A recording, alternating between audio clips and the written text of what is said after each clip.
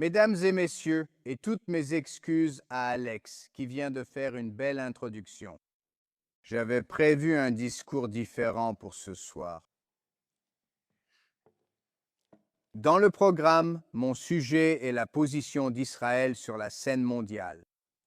J'avais l'intention de vous parler de notre 8e ennemi sur le champ de bataille, au-delà de nos 7 guerres physiques, un ennemi que le Premier ministre Netanyahou avait commencé à décrire dans ses discours au cours de l'année dernière. Le fléau prémédité de l'antisémitisme mondial qui a été orchestré, organisé et financé par des ennemis intelligents, malveillants et déterminés de notre civilisation occidentale. Je fais référence aux frères musulmans et à leur soutien financier, la nation du Qatar aux ressources inépuisables et à son émir pétrolier, le cheikh Kamim Ben Hamad Al-Thani. Aidé et encouragé par les alliés politiques de l'émir Erdogan de Turquie et d'une manière différente, la Chine, qui offre une couverture diplomatique aux haineux conspirateurs. Au lieu de cela, j'ai décidé de changer de sujet pour aborder celui qui préoccupe actuellement les Israéliens et qui est dans l'esprit de millions de personnes à travers le monde, le protocole d'accord du président Donald Trump avec l'Iran. Sur le papier, il est difficile d'imaginer un pire accord, peut-être même pire que le JCPOA horriblement défectueux de Barack Obama. En fait, certains analystes ont qualifié l'accord de Trump de JCPOA 2.0, un accord qui cède sur pratiquement toutes les exigences du président américain et qui trahit Israël, permettant à l'Iran de reconstruire son arsenal de missiles, de réarmer son réseau de groupes armés par procuration, et qui nous lie même les mains au Liban, où près d'1 million de nos citoyens ont été chassés de leur foyer dans le nord du pays. Trump crie sur notre Premier ministre, mais il fait l'éloge des dictateurs militaires iraniens qu'il considère comme raisonnables. Les récentes déclarations publiques de Trump aux journalistes ont été cinglantes envers Israël, et il plaisante de façon absurde sur le fait de remplacer Israël par les faibles Syriens au Liban pour désarmer le Hezbollah. La Syrie au Liban ouvrirait la porte à notre autre ennemi, Erdogan, pour qu'il s'installe directement à notre frontière. Dans le protocole d'accord, Trump engage l'Amérique à ne plus jamais attaquer l'Iran ni à promouvoir un changement de régime. Il offre au régime iranien affaibli la libération de 50 à 100 milliards de ses avoirs étrangers gelés ou restreints, ainsi qu'un engagement de 300 milliards en nouveaux investissements en Iran. Tout cela revenant à offrir aux dictateurs du CGRI une bouée de sauvetage économique dont ils ont désespérément besoin. Le protocole d'accord semble également faire des compromis, même sur la question nucléaire, permettant à l'Iran d'enrichir de l'uranium à des niveaux plus faibles tout en diluant son stock d'uranium hautement enrichi. Pire encore, Trump a trahi le peuple iranien, qui souffre depuis longtemps, à qui il avait dit en mars de se préparer à reprendre leur pays à ce régime maléfique. Alors, comment le soi-disant maître des négociations a-t-il pu conclure un accord aussi terrible? Permettez-moi de vous proposer un point de vue contraire et d'émettre quelques spéculations optimistes sur ce que Trump fait selon moi. Pour être clair, je ne révèle aucun secret d'État. Cette thèse est mon analyse logique de la situation, basée sur des conversations que j'ai eues avec des sources bien placées ainsi que sur mes propres observations du président américain. En février, après avoir atteint une impasse dans les négociations avec l'Iran, Trump a retiré ses émissaires personnels, Jared Kushner et Steve Witkoff. Il a ensuite, sans avertissement, lancé l'opération Epic Fury en collaboration avec Israël, le plus compétent et peut-être le seul véritable allié de l'Amérique.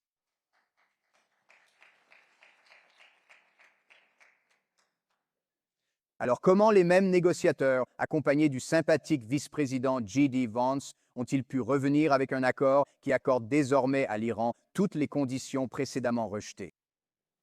Pour moi, il était clair que lors de cette phase, Trump avait donné ses instructions à son équipe, que je résume ainsi: trouvez-moi un accord qui ouvre le détroit d'Ormuz et ne lâchez rien tant que ce n'est pas fait.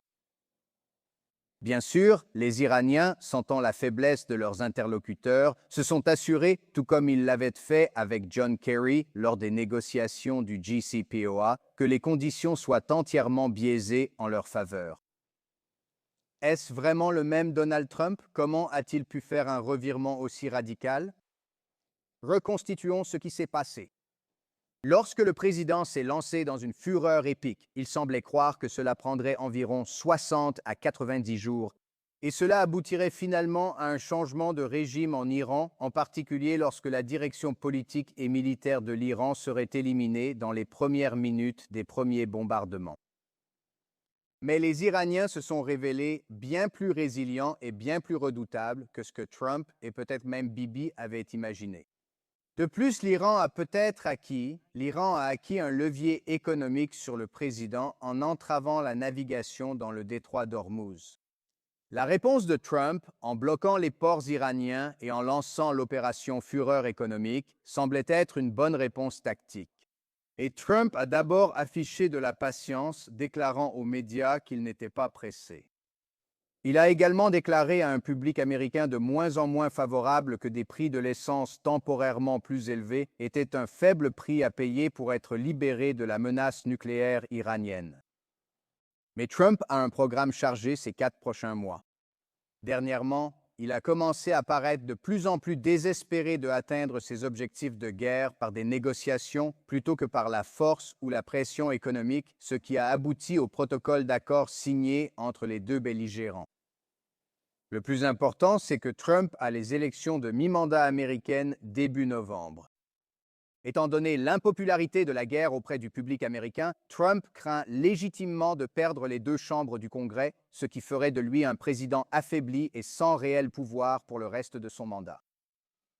Trump a également les célébrations du 250e anniversaire des États-Unis le 4 juillet qui suivent sa propre fête d'anniversaire pour ses 80 ans qu'il a célébré à sa manière peu conventionnelle la semaine dernière avec un événement UFC sur sa pelouse. Enfin, la nation de Trump accueille la Coupe du monde de football, qui se terminera dans le New Jersey le 19 juillet.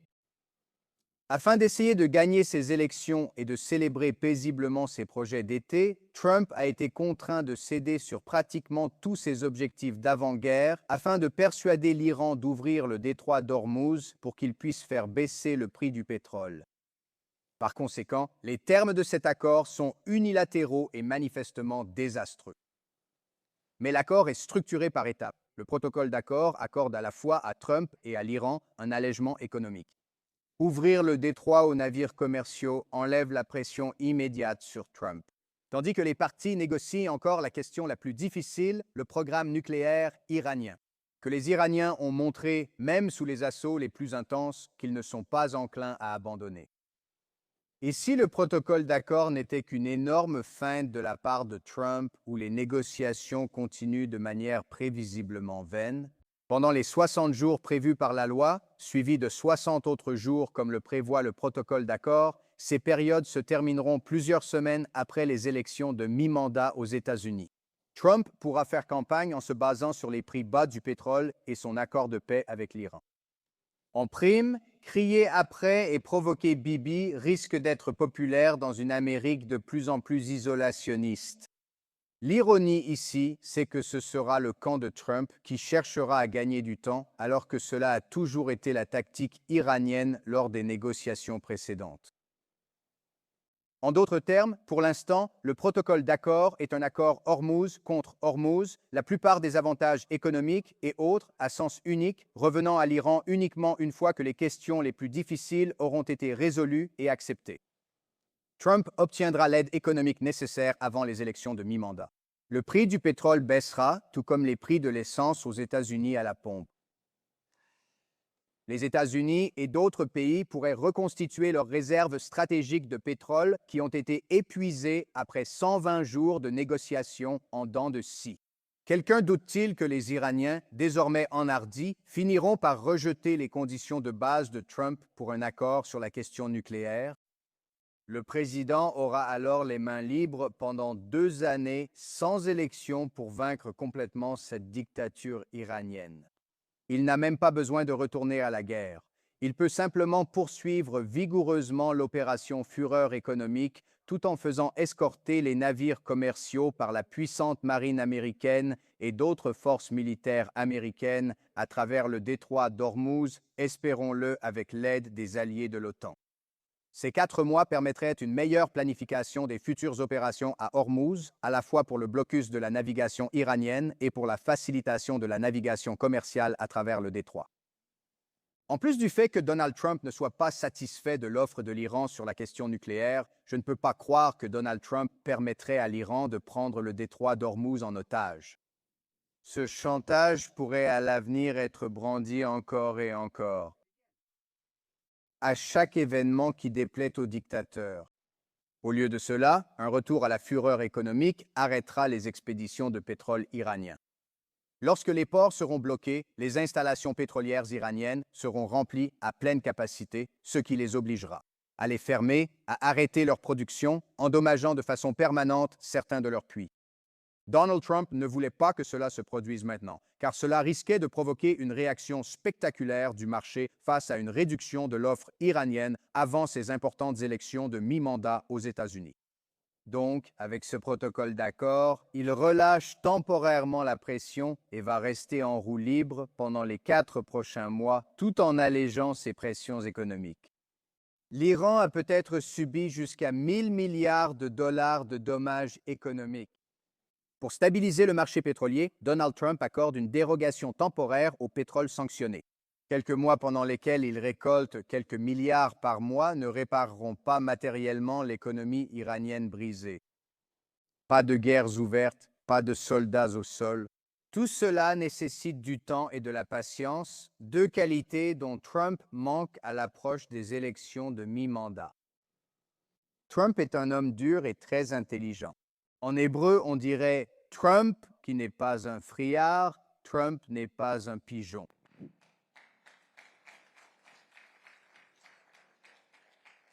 Je rappelle que pendant des décennies, il a constamment répété que la seule façon de traiter avec les ayatollahs, c'est par la force. Il sait qu'on ne peut pas conclure d'accord avec ce régime trompeur, car ils mentiront et brouilleront les pistes comme ils l'ont toujours fait. En fait, quand est-ce que ce genre d'accords internationaux avec des inspections et tout le reste a-t-il déjà réussi auparavant? L'Iran a toujours triché et ce régime trichera toujours à l'avenir, exactement comme Trump l'a reconnu en critiquant le JCPOA d'Obama. Alors, permettez-moi d'être clair. La seule façon d'éliminer la menace d'un Iran doté de l'arme nucléaire, c'est par un changement de régime.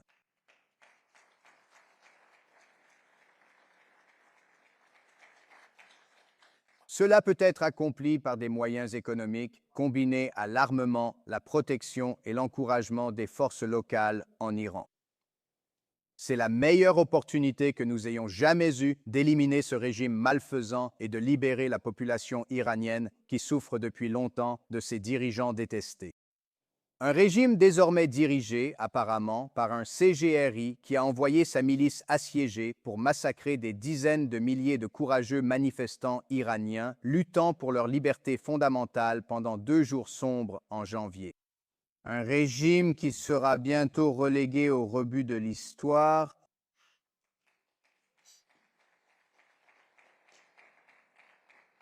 avec toute une longue lignée d'autres menaces génocidaires et existentielles contre le peuple juif et contre l'ensemble du monde libre. Écarter les dictateurs iraniens consolidera l'héritage de Trump, garantissant qu'il sera admiré pour sa fermeté envers le peuple iranien. Malgré le protocole d'accord, j'ai toujours confiance dans le président.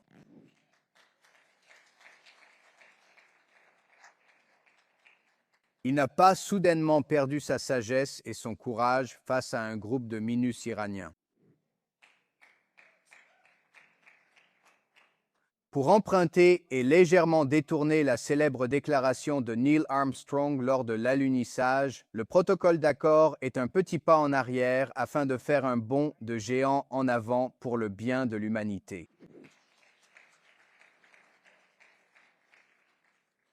Que Dieu bénisse le président Donald J. Trump.